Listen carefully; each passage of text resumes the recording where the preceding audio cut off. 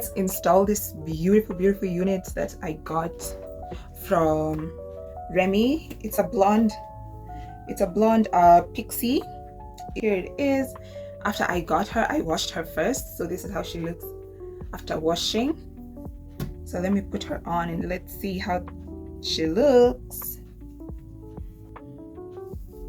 Ooh. So since it's all over the place, we are going to use this wax stick. This is the one I'm using. I've had this like forever. I got this from Shein, but you can get this anywhere. You can literally get this anywhere. So you want to put this all over the hair.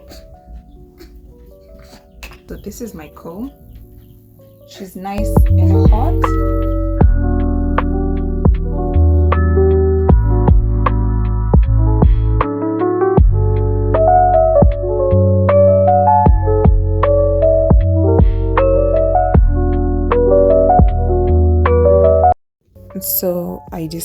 So this is after I decided to put curls later on, after I had already worn the wig, and I know my makeup looks really off.